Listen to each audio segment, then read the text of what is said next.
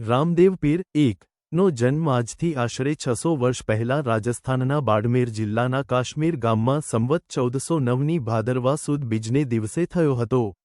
તેમની માતાનું નામ મિનલ દેવી મૈણાદે અને પિતાનું નામ અજમલ રાય હતું। તેમના પિતા આ વિસ્તારના રાજા હતા।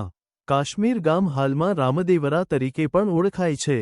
રામદેવ પીરને ભગવાન દ્વારકાધીશ કૃષ્ણના અવતાર માનવામાં આવે છે। ખાસ કરીને રાજસ્થાન અને ગુજરાતમાં તેમના મંદિરો વધુ જોવા મળે છે અને આ બે રાજ્યોમાં તેમના અનુયાયીઓની સંખ્યા પણ વધુ છે। ભાદરવા સુદ બીજને દિવસે રામદેવ પીરની જન્મ જયંતી મનાવવામાં આવે છે। રામદેવ પીરની દંતકથાઓ જ્યારે રામદેવની વાત આવે છે ત્યારે તેમની ચમત્કારિક શક્તિઓને લઈને કેટલીક દંતકથાઓ છે। એવું કહેવાય છે કે જ્યારે તે નાના હતા ત્યારે તેના પિતા રાજા અજમલે એક રમકડા બનાવનારને લાકડાનો ઘોડો બનાવવાનો આદેશ આપ્યો હતો। રમકડા બનાવનારે તગડી રકમ લીધા બાદ રાજા સાથે છેતરપિંડી કરી અને લાકડાના રમકડાના ઘોડાને ઢાંકવા માટે સસ્તા કપડાનો ઉપયોગ કર્યો। જ્યારે રામદેવ લાકડાના ઘોડા પર બેઠા ત્યારે રમકડાનો ઘોડો હવામાં ઉછળ્યો અને કપડું ગાયબ થઈ ગયું। એવું માનવામાં આવે છે કે ઘોડાને તેની શક્તિઓને કારણે જીવન મળ્યું હતું। બીજી દંતકથા એવી છે કે જ્યારે મક્કાના કેટલાક સંતોએ અન્ય વાસણોમાં રાત્રિભોજન કરવાનો ઇનકાર કર્યો હતો ત્યારે તેમના વાસણો જે મક્કામાં હતા તે તેમની તરફ ઉડતા જોવા મળ્યા હતા। ત્યારબાદ રામદેવ રામ શાહ પીર હિસ્ટ્રી ઓફ રામદેવ પીર તરીકે જાણીતા થયા। કોણ છે રામદેવ પીર? રામદેવને વિષ્ણુનો અવતાર માનવામાં આવે છે। રાજા અજમલએ ચહાન બારુ ગામના પમજી ભાટીની પુત્રી રાણી મિનાલ દેવી સાથે લગ્ન કર્યા। નિસંતાન રાજા દ્વારકા ગયા અને કૃષ્ણને તેમના જેવા સંતાનની ઈચ્છા વિશે વિનંતી કરી। તેમને બે પુત્રો હતા, વિરમદેવ અને નાના રામદેવ। રામદેવનો જન્મ માં ભાદરવા શુક્લ દૂજના રોજ થયો હતો। રામદેવે માં ભાદ્રપદ શુક્લ એકાદશીના રોજ સમાધિ લીધી। 33 વર્ષની ઉંમરે 1442માં તેણે આ સમાધિ લીધી હતી।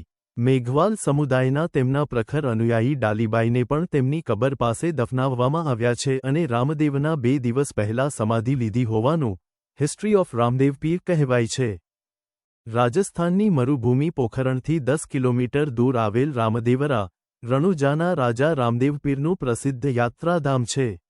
અહીં રામદેવ પીરની સમાધિ છે। રાજસ્થાન, સમગ્ર ભારત અને વિદેશોમાં પણ રામદેવ પીરને કૃષ્ણ, રણછોડરાય, નકલંગજી કે કલ્કી અવતાર માનનાર અનેક ભક્તો છે। આજે પણ લાખોની સંખ્યામાં શ્રદ્ધાળુઓ ભક્તો તેમના મંદિરોમાં દર્શનાર્થે યાત્રા પ્રવાસ કરે છે। રામદેવ પીરનું વ્રત નોરતા રાખે છે। નિજીયા ધર્મના સ્થાપક રામદેવ પીર તેમના શૌર્ય, પરાક્રમ તથા પરચાઓથી ભક્તોના હૃદયમાં નિવાસ કરે છે। બાબા શ્રી રામદેવજી મહારાજ તનવર રાજપૂત કુળના રાજા હતા કે જેઓને હિન્દુ લોકો ભગવાન શ્રી કૃષ્ણનો અવતાર માને છે। પ્રભુ શ્રી કૃષ્ણ જ બાબા રામદેવ પીર તરીકે આ પૃથ્વી પર અવતર્યા હતા। ઘણા તેમને ભગવાન વિષ્ણુનો અવતાર પણ માને છે। ઇતિહાસમાં તેના પુરાવાઓ છે કે મક્કાથી 5 મુસ્લિમ પીર બાબા રામદેવ પીરની ખ્યાતિ સાંભળી તેમની પરીક્ષા કરવા આવ્યા હતા। તેમને રામદેવ પીર બાબાના પરચાઓનો જાતે અનુભવ કર્યો અને બાબાને રામશાહ પીરનું નવું નામ આપ્યું।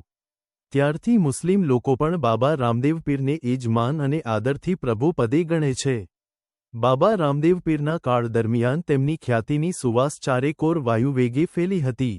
શ્રી રામદેવ પીર બાબા દરેક માનવી પછી તે કાળો હોય કે ગોરો, ધનવાન હોય કે ગરીબ, ઉચ્ચ હોય કે નિમ્ન બધાને સમાન ગણતા અને તેમના અનુયાયીઓને પણ તેઓ એવો જ બોધ આપતા। તેમના આ પૃથ્વી પરના નિયત કાર્યને અંતે બાબા શ્રી રામદેવ પીર મહારાજે 1459માં સમાધિ લીધી હતી। તે સમયે તેમની ઉંમર 42 વર્ષની હતી।